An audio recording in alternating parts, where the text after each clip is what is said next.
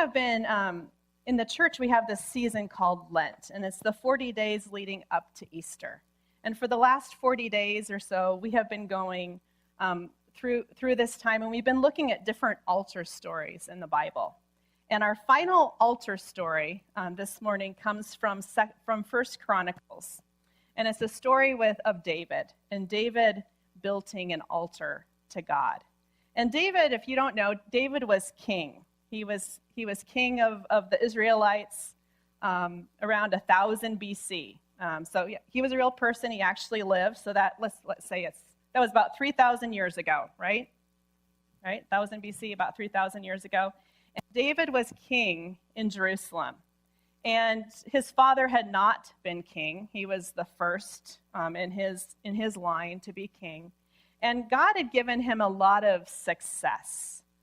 He'd gone to battle, and he had had success against different enemies. And he was solidifying his reign. God was solidifying David's reign. And David, I don't know if he just had a little extra time on his hands or what happened, but he decided that it would be a good idea to count his men, to count his soldiers, to count his army, and to see how many people he actually had fighting. Does that seem like a logical thing to do?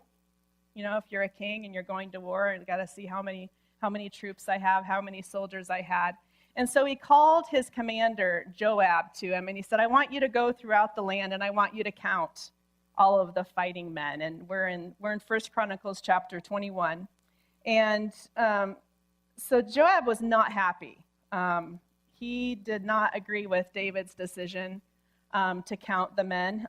He felt like this was not something that God would want David to do. But he went and he carried out the king's orders. And so he counted all the men and came back to Jerusalem and reported to David that there were 100 million. Did I say that right? Yes, 100 million, 100,000 fighting men. Just a minute. Yeah, that's right. And then there were more in Judah. And right after he gave the report, David just had this sinking feeling. And he knew that he had sinned.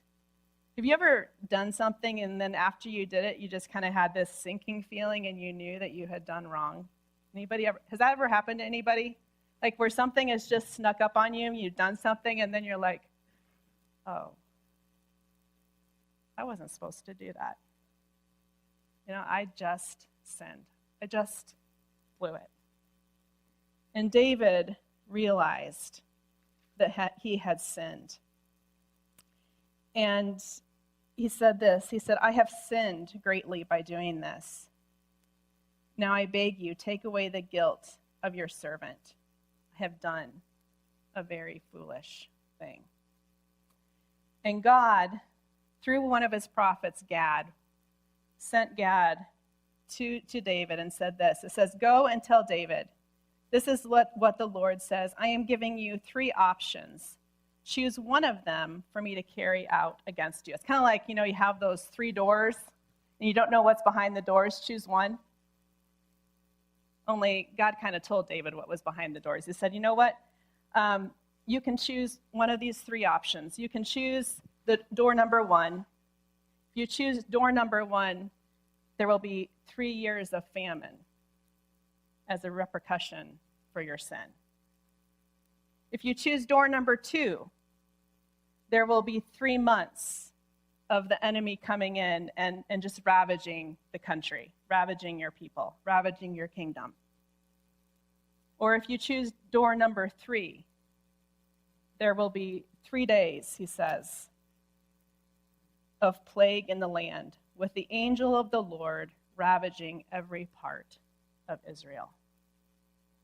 David considers the 3 doors, and it doesn't take him long. He says to Gad, he says, I am in deep distress. You ever felt like you were in deep distress? You know what that feels like? It's just all tied up, just in deep distress, deep sorrow. He says, let me fall into the hands of the Lord, for his mercy is very great. But do not let me fall into human hands. You know what? I'm looking at these 3 doors, these 3 options, these 3 sentences. And I know which one I want because I know who God is. And I know that his mercy is great. And so I am going to choose door number 3. I'm going to choose the 3 days of plague because God is merciful. I know this about God. I know that God is merciful. And so I am going to choose door number 3. Well, God sent the angel, and there was a plague, and it ravaged the people. It tells us that 70,000 men of Israel fell dead. Think about COVID and the plague of COVID, and here's a plague. And in less than 3 days, 70,000 men fall dead because of the sword of the angel of God. And it says, and God sent an angel to destroy Jerusalem. But as the angel was doing so, the Lord saw it. And listen to this part. And relented concerning the disaster and said to the angel who was destroying the people, enough.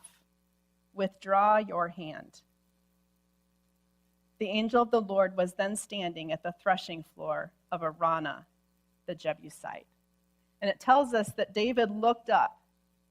And I don't know how he could see this. I can't imagine what it must have looked like, what it must have been like. But it says that he looked up.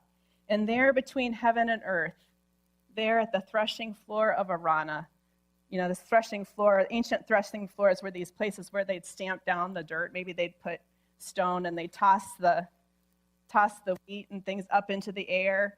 And the kernel, what was heavy, would fall back down on the ground, or maybe they would have something that they drag over the wheat or over the oats to get the kernel out, to force it out. And so it's this place up high on a hill. And it says that he looked up and he saw the angel of the Lord standing between heaven and earth with a drawn sword in his hand extended over Jerusalem. Then David and the elders, clothed in sackcloth, they were in sorrow, just placing themselves before God, fell face down. And David says to God, was it not I who ordered the fighting men to be counted? I, the shepherd, I, the leader, have sinned and done wrong. These are but sheep. What have they done? Lord my God, let your hand fall on me and my family, but do not let this plague remain on your people. Well, God heard him, and God sent Gad the prophet to David and said, tell David to go to the threshing floor of Araunah up on this high place and build an altar to me and sacrifice a burnt offering to me. So David makes his way up to the threshing floor of Araunah, and Araunah sees him coming, sees the king coming. And Araunah's 4 sons are there, and they see the king coming. They also see the angel. And the 4 sons have hidden themselves from the angel. I mean, this is a fearsome sight. Can you imagine? And Araunah bows down before the king, bows down before David. And David says to him, let me have the site of your threshing floor.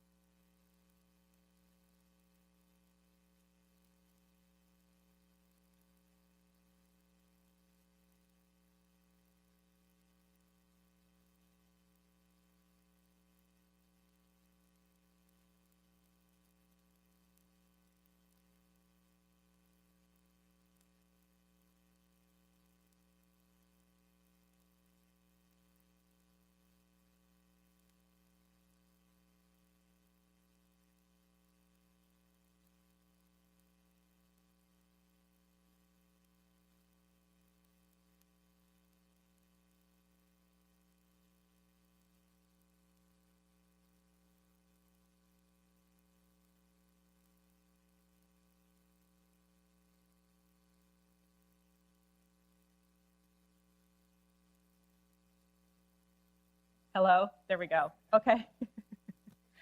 All right. So Arana, David comes to him and he says, sell me your threshing floor. I'd like to buy it. I want to build an altar here. And Arana says, you know what? I will give it to you. I'll give you my threshing floor. I'll give you the oxen, that I'm using to thresh out the grain. I'll give you the wooden sledge that they're dragging over the grain to get the kernels out. I'll give you everything you need to build an altar and everything you need to sacrifice. I'll just give it to you. And David says, no, I insist on paying the full price. I will not take for the Lord what is yours or sacrifice a burnt offering that costs me nothing.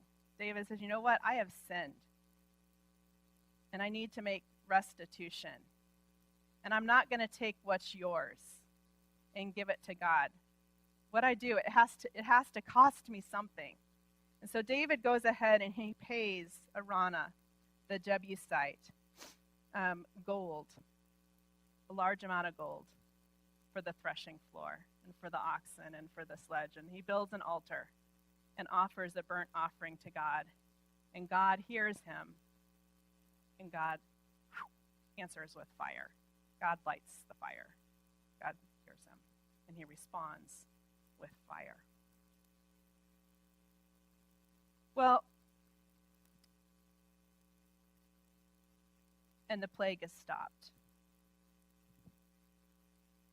But you know what? About 1,000 years later, another king climbs that same hill to the threshing floor of Arana.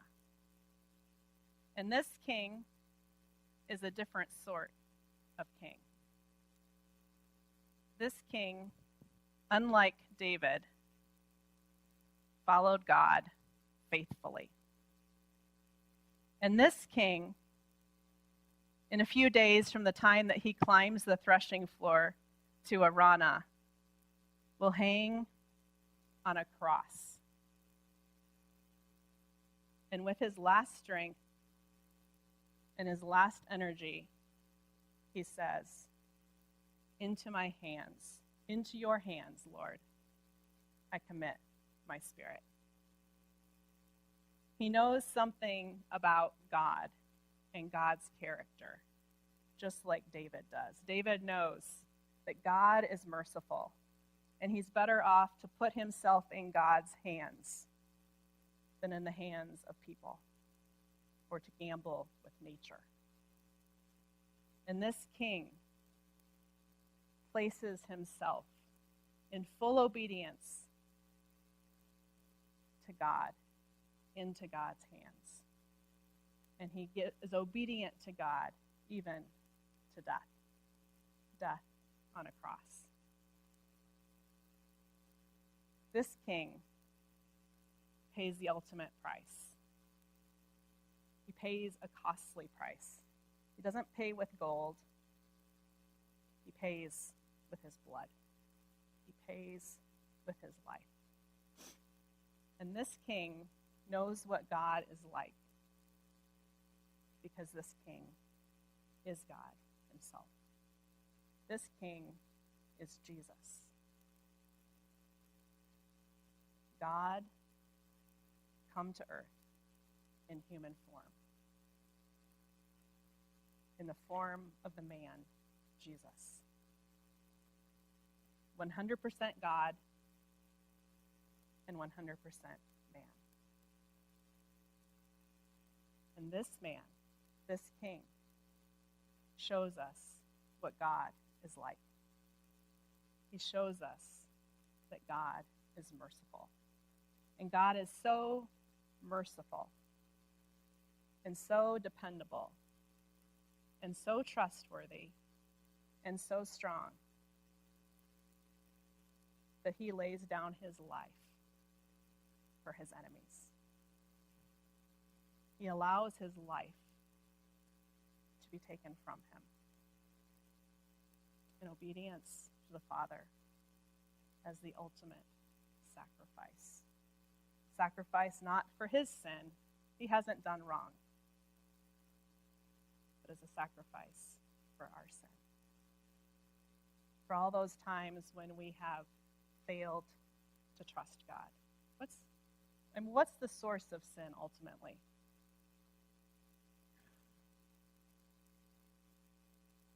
Satan? Satan enticed David, didn't he, to go and count.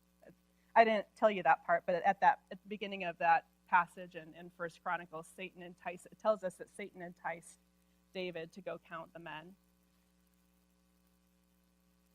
Yeah, Satan is a source of sin, for sure. Selfishness, human nature, yeah, all of those things. Disobedience to God. But what if it's even more basic than that? What if it's those times when God invites us to trust him and we don't? God invites us to not get ourselves all up in a knot, staying up late thinking about whether or not we have enough men to fight the battle. So David has the men counted,